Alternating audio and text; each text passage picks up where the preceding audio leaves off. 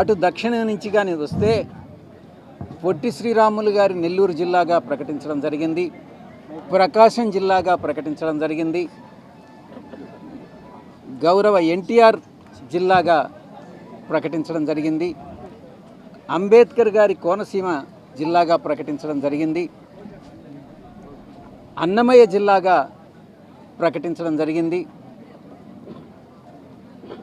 ఆ తర్వాత ఇవన్నిటినీ కూడా చూసిన తర్వాత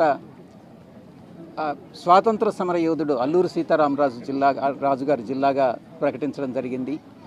ఇవన్నీ చూసిన తర్వాత నేను ప్రభుత్వాన్ని, ముఖ్యమంత్రి గారిని, ఉప ముఖ్యమంత్రి గారిని ఇద్దరినీ కూడా నేను విజ్ఞప్తి చేస్తూ ఉన్నాను. మొట్టమొదటి స్వాతంత్ర యోధుడు, ఈవెన్ సిపాయిల తిరుగుబాటు కన్నా ముందుగా స్వాతంత్ర సమరానికి శంఖారావం పూరించినటువంటి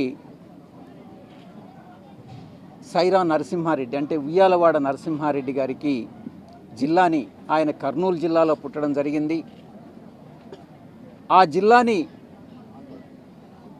ఉయ్యాలవాడ నరసింహారెడ్డి కర్నూలు జిల్లాగా ప్రకటించమని నేను ప్రభుత్వాన్ని కోరుతా ఉన్నాను. అలా చేసినట్లయితే ఒక స్వాతంత్ర సమర యోధుడికి, ఒక సామాజిక వర్గాలకి చూడకుండా